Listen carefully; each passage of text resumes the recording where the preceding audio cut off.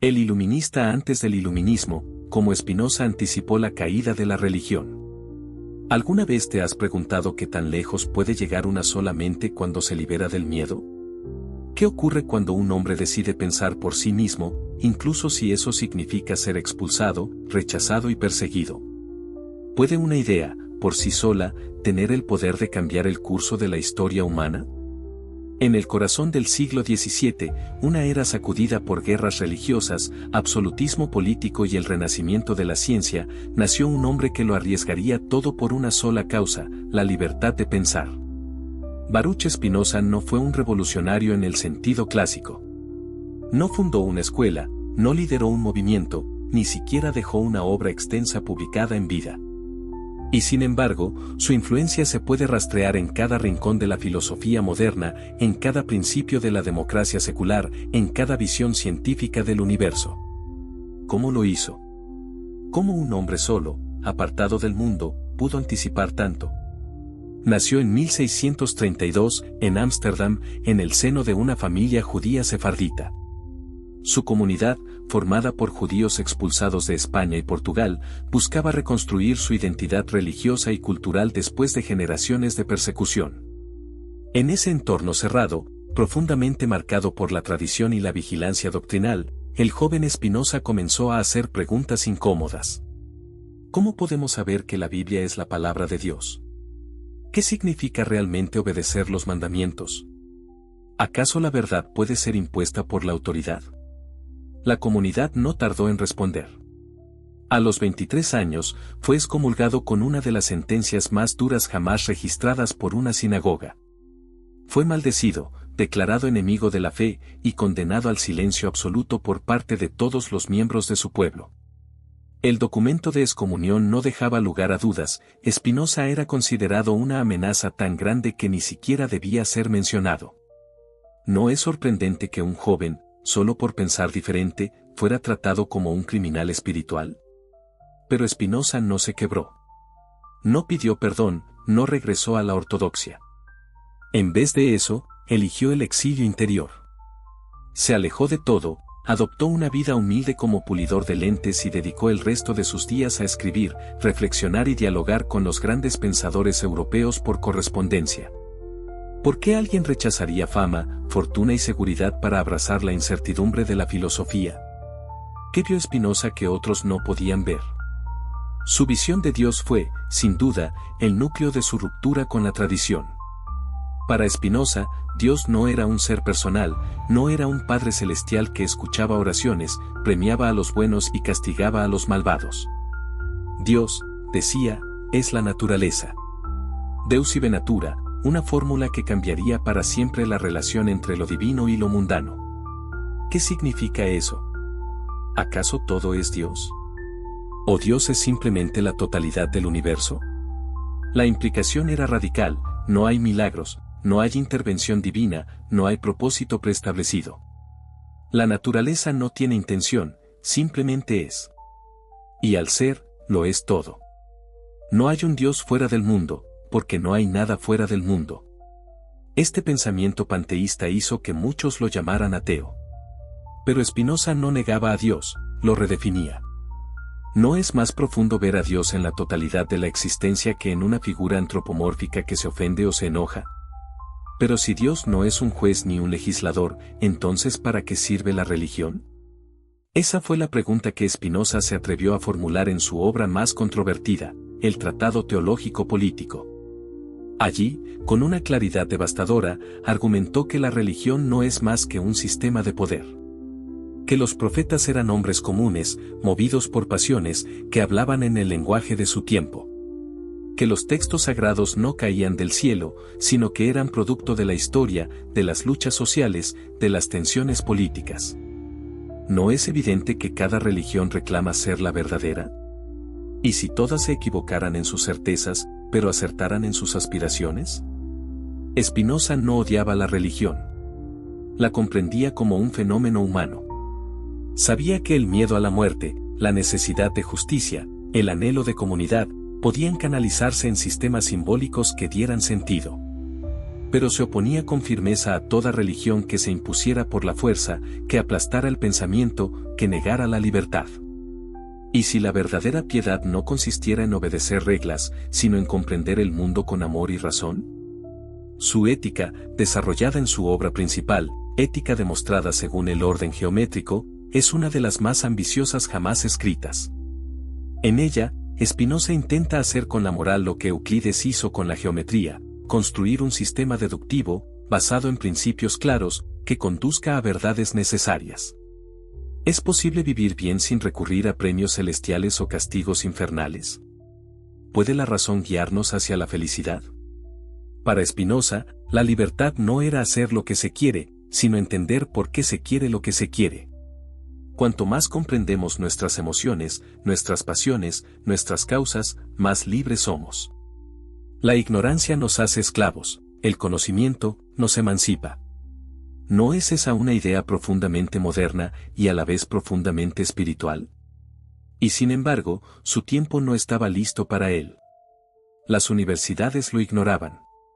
Los religiosos lo condenaban. Incluso algunos ilustrados lo leían con recelo. Pero sus ideas germinaron, como semillas sembradas en tierra fértil.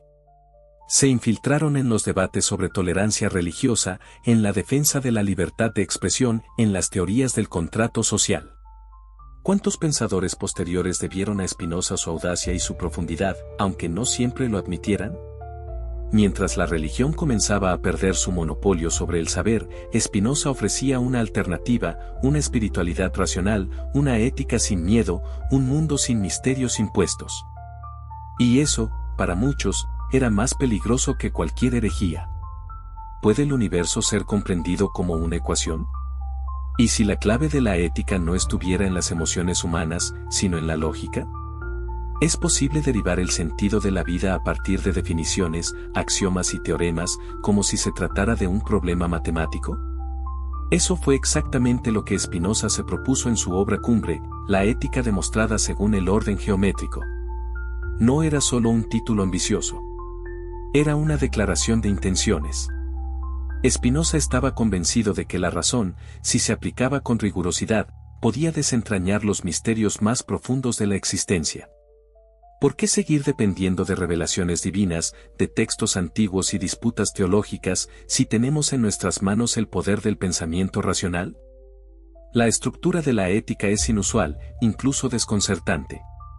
Comienza con definiciones y axiomas, y luego desarrolla proposiciones, corolarios y escolios, como si estuviera escribiendo un tratado de geometría. ¿Qué clase de mente se atreve a reducir a teoremas conceptos como Dios, libertad, amor, tristeza o alegría? ¿Y si no fuera una reducción, sino una revelación más profunda? La primera parte de la obra trata sobre Dios. Pero, como ya hemos visto, no se trata del Dios bíblico. Para Spinoza, Dios es la sustancia infinita, única y eterna que constituye la totalidad del ser. Todo lo que existe, existe en Dios y a través de Dios. No hay nada fuera de Él, ni nada que pueda oponérsele. Esta visión no deja espacio para el libre albedrío divino, ni para la creación ex nihilo, ni para milagros o castigos. Y si todo lo que existe es necesario, porque se sigue de la naturaleza de Dios como las propiedades del triángulo se siguen de sus definiciones? En esta visión radical, el universo no tiene un propósito. No hay fin último. Las cosas no ocurren por algo, sino a partir de algo. El ser humano, por tanto, no es el centro del universo, sino una modificación de la sustancia infinita. ¿No es esta una humillación para el orgullo humano? ¿O, quizás, una liberación de nuestras ilusiones más antiguas? Pero si no hay libre albedrío, ¿entonces somos esclavos del destino? No exactamente. Para Spinoza, la libertad no es la capacidad de elegir arbitrariamente, sino la capacidad de entender por qué actuamos como actuamos. Cuando actuamos movidos por pasiones que no comprendemos, somos pasivos, arrastrados como hojas por el viento. Pero cuando entendemos las causas que nos mueven, nos volvemos activos. No porque escapemos de la causalidad, sino porque nos volvemos conscientes de ella. ¿No es más libre quien conoce su naturaleza que quien se deja gobernar por impulsos? Spinoza redefine la moral desde la razón. El bien no es lo que agrada a Dios, ni lo que dicta una tradición, sino lo que aumenta nuestra potencia de actuar, nuestra capacidad de ser y de pensar. El mal, por tanto, es lo que nos debilita, lo que nos encadena a la ignorancia y al sufrimiento. ¿Puede haber una guía ética más clara y universal que esa? El corazón de esta ética es el conocimiento.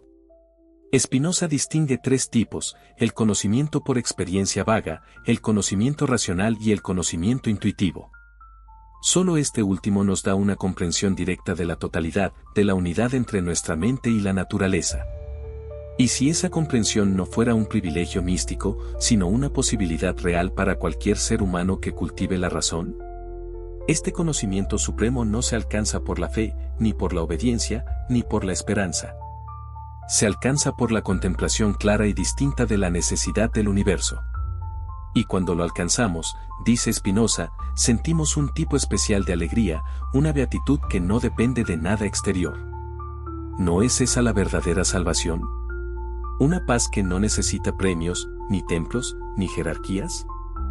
Spinoza llama a esto el amor intelectual de Dios. Pero no se trata de un amor dirigido hacia un ser con personalidad. Es el amor que sentimos cuando comprendemos que somos parte de una totalidad necesaria, eterna, infinita. Es un amor sin súplica, sin espera, sin temor. ¿Puede la religión tradicional competir con una experiencia espiritual tan pura, tan libre de dogmas? Esta forma de espiritualidad, basada en la razón, no en la revelación, anticipa muchas de las aspiraciones del iluminismo. Pero también va más allá. Porque Spinoza no cree que la razón sirva solo para entender el mundo exterior. Sirve, sobre todo, para transformar nuestro mundo interior. ¿No es ese el verdadero poder del pensamiento? Y sin embargo, la mayoría de los hombres, dice Spinoza, viven esclavos de sus pasiones. Se creen libres, pero están gobernados por el miedo, la esperanza, el odio, el amor posesivo, la envidia, la vanidad. ¿No es irónico que el ser humano, que se considera a sí mismo el culmen de la creación, sea tan vulnerable a las emociones más destructivas? La religión, según Spinoza, ha explotado históricamente esa vulnerabilidad. Ha alimentado el miedo al castigo, la esperanza de recompensa, la obediencia ciega. Ha suprimido la razón en nombre de la fe. ¿Y si todo eso no fuera un error, sino un mecanismo de poder? ¿Qué pasaría si, en lugar de buscar la verdad, las religiones hubieran buscado el control? Pero Spinoza no se limita a criticar. Propone una salida. Una ética basada en el entendimiento, una libertad que no se opone a la necesidad, una espiritualidad sin superstición. ¿No es ese el tipo de pensamiento que la modernidad necesitaba desesperadamente? Su visión del ser humano no es pesimista, pero sí realista. No somos ángeles, ni demonios. Somos parte de la naturaleza, sujetos a sus leyes. Pero, a diferencia de las piedras o los animales, tenemos la capacidad de entender esas leyes. Y en ese entendimiento radica nuestra dignidad. ¿Qué puede haber más noble que conocerse a sí mismo como parte de un todo racional? La ética no es un manual de comportamiento, ni un sermón moral. Es una arquitectura del pensamiento, una catedral construida con conceptos. Y aunque su estilo puede parecer frío o abstracto, su mensaje es profundamente humano, puedes ser libre si te conoces a ti mismo. ¿No es ese un ideal que resuena más que nunca en nuestra época? Pero este mensaje no fue fácil de aceptar.